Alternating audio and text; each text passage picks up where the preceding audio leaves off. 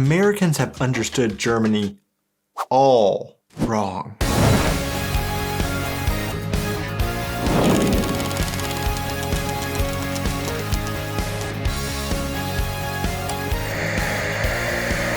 Hey guys, and welcome back to my channel. I am Donnie along with my wife Aubrey. We are two Americans currently living in Germany with our family, sharing all of our experiences living and traveling throughout Europe. 7 years ago, my wife and I moved to Germany, and we came in with certain assumptions of what it was going to be like based on many misunderstandings Americans have about Germany. As we've lived here and come to realize just how little Americans actually know about Germany, it has become my mission to clear up all misunderstandings about Germany, to find the truth and dispel the lies America has taught us about this country, and to finally end the cycle of American ignorance when it comes to a culture that so many claim to have heritage in. Okay, calm down. You are an immigrant with a German passport, not some kind of superhero. Sorry. And that's exactly what I'm going to talk about today in my video.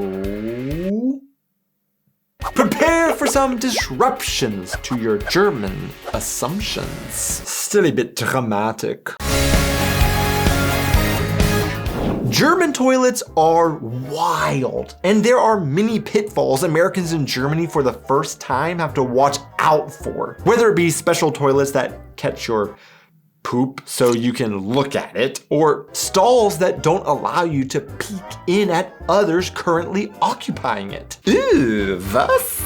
Yeah, it's a weird American thing. But this is all assuming you can even find your way to the bathroom. One thing we know is very confusing to all nationalities in a foreign country is trying to figure out which restroom to use if you read the words on the bathroom doors. Well, unless you are traveling in Sweden. Then just look at the picture. Sure, but there are some restrooms that just have the words, and there is an interesting quirk to German and English that causes lots of confusion for Americans in Germany. So, imagine yourself desperate to relieve yourself. You arrive to the toilet doors and you are confronted with this 50-50 shot at pure relaxation or possibly getting chased out by an Oma swatting at you with her purse. Here are your options. Damen or Herren. Well, this one looks like Damen, which could mean the men. And as a man, that sounds about right, but what else do you have? The clock is ticking. The pressure in your pants is building. Herren. Well, that looks like Herrin. I don't know what Rin means, but the first part of the word looks like her, so that must be girls. So you choose to go into Damen. And game over. No, Damen means ladies and Herren means gentlemen. Now, if you find yourself in Bavaria and come across something like this, well, I'm sorry, I don't know what to tell you. Was? Just tell them that Madel ist for... I greatly underestimated what it would take to learn German. Before I came to Germany the first time in 2014, I had never heard of Mark Twain's essay, The Awful German Language. And maybe that was for the best because I came in thinking what many Americans moving to Germany do. I'll definitely become fluent in German through immersion.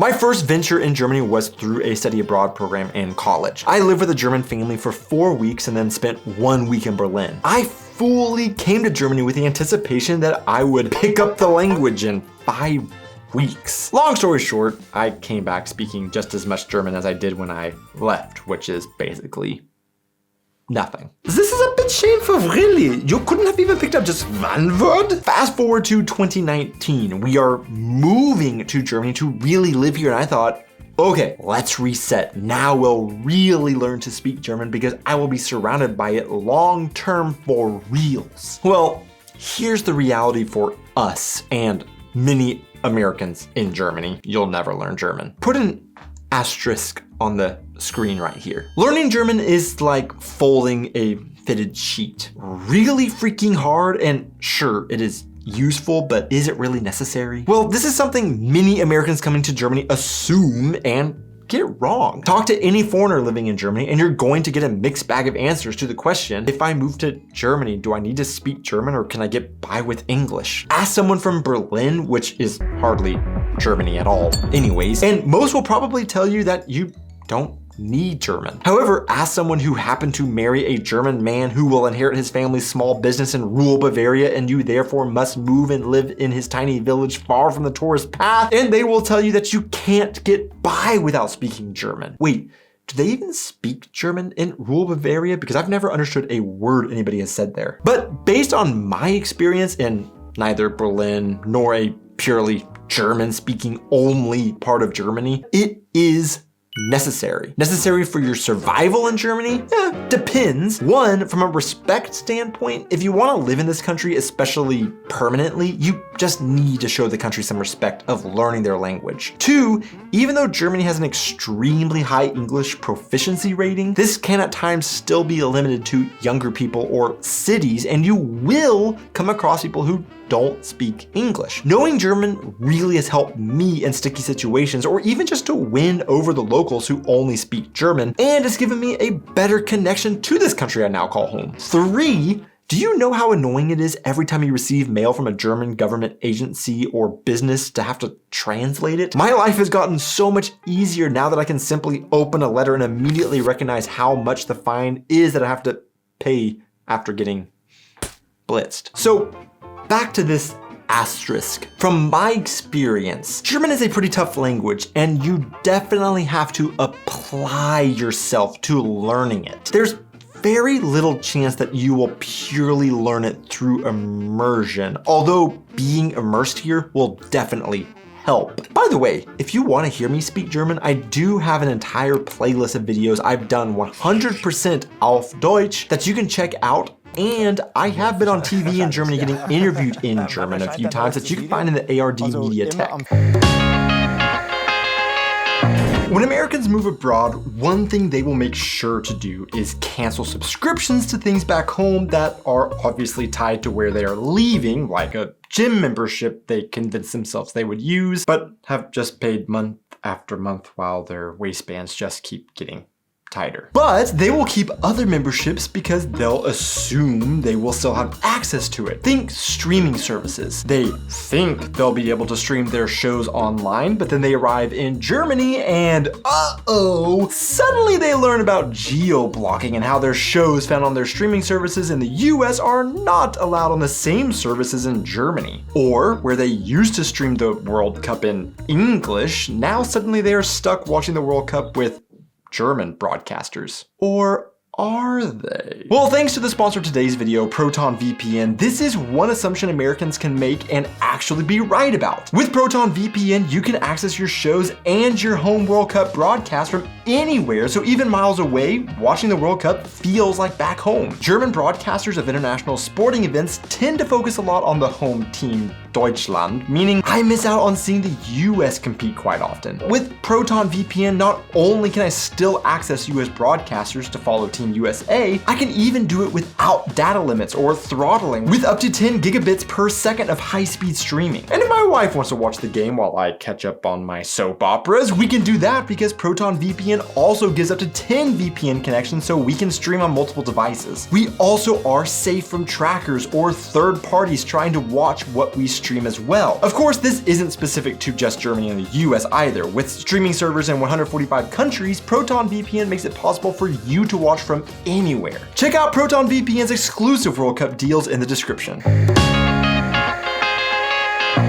Nearly every pregnant American in Germany we've talked to has something very wrong about giving birth in Germany. Take a look at this map. Can you guess what the countries sharing the same colors have in common? You might have said a map of where pineapple is acceptable on pizzas or not, but it's actually a map of jus sanguinis and jus soli countries. Thus, if you have to dust off your Latin textbooks, remember what that means. Basically, it's just countries that grant citizenship based on blood or land. We've talked to countless. You are exaggerating. Okay, maybe not countless, but we've talked to more Americans than you would imagine who are pregnant and assume their baby born in Germany will be a dual American and German citizen. And part of this is because in the US, we have Jus soli. So if you were born in the US, you are an American citizen. And it doesn't matter who your parents are or where they come from or what their immigration status is. Well, hold on there, partner, because there is an exception that children born in the US to foreign diplomats do not automatically get US citizenship. Correct. But wait, who are you? Yeah, I'm your stereotypical American character. But not all Americans wear cowboy hats and talk like that. Jo, aber not all Germans wear lederhosen or drink beer like this. I prefer a white wine, actually. Okay, I think we're getting a little bit off topic. But this is a video about misconceptions about Germans, and one major misconception Americans have about Germans is that all Germans dress like this, drink beer like this, talk like this. But this is just a small part of Deutschland. In Germany, we have Jus sanguinis, meaning if you are German blood, you are a German citizen. Who is this holy Kuchen fair trying to explain this so incorrectly? Yeah, okay, generally, is it based off of blood? Yes, aber since the year 2000, we do have some principles of Jus soli. So it is not completely about blood, and it never was truly about pure blood. Honey cake horse? Yes, I was getting to that. Today, if a child is born in Germany to foreign parents who don't have German citizenship, but at least one does have permanent residency, then that child is automatically given German citizenship. And what is permanent residency? Essentially, with a work visa every couple of years to every year, depending on the visa, we had to reapply with the government asking to extend our visa to stay in Germany. However, with permanent residency, you are allowed to stay, well, permanently. But if you leave Germany for more than 6 months, you might lose permanent residency and have to start all over again if you ever come back. Again, correct, but not just anyone can get permanent residency. You have to apply for it and meet certain minimum requirements, like being able to speak B1 level German, have lived in Germany for at least 5 years, be financially independent, etc. There are exceptions to this based on what kind of visa you have, by the way. When we had our first baby in Germany, we had lived in Germany for 3 years and had a regular work visa. When he was born, he was given, drum roll please, just American citizenship. And it was actually the same with our second child as well a few years later. It wasn't until we separately applied for German citizenship that they also became naturalized citizens along with me, and it had nothing to do with the fact that they were born here in Germany. One of the reasons I come across this so often is because in our part of Germany, there is roughly 50 to 60,000 Americans who are here with the military or on SOFA status. SOFA status? Is that like saying the couch potato, which Americans are? No, it means status of forces agreement, which means a host nation gives special privileges to a foreign government who are stationing military personnel in their country. These foreign agents in a nation are allowed to live there, but don't have a typical work visa and are granted other special rights, like they don't have to pay added value tax on goods. For these 50 to 60,000 Americans, they are never going to have a chance to get German citizenship, or their children get it because they are not here as a resident of Germany on a German visa. So I hope that we have at least this one cleared up. Before moving to Germany, I didn't realize how cute, cuddly, and open Germans are to new friends and new experiences. Us? Nah, Germany is consistently ranked as one of the worst countries in the world for making friends, and at the bottom of the list of countries for local friendliness, leading to a harder ease to settling into a new country. We were like many Americans moving to Germany, wanting to learn about the new country and culture, and thought, won't it be so cool to live there and get to be friends with tons of locals and learn from them about their worldview? Then we moved here and realized, That's just not really always the reality. Okay, since about 70 to 80% of you watching are Germans, I know you love honesty. But I also don't want 70 to 80% of you guys hearing this and thinking I'm saying all of German society is an antisocial, desolate wasteland that cannot be befriended. I have had and do have German friends, and I very much like them. Good people those Germans are. In fact, if you get a German friend, some will say they are some of the greatest friends because they are like coconuts. Delicious, sweet coconuts that go great with chocolate.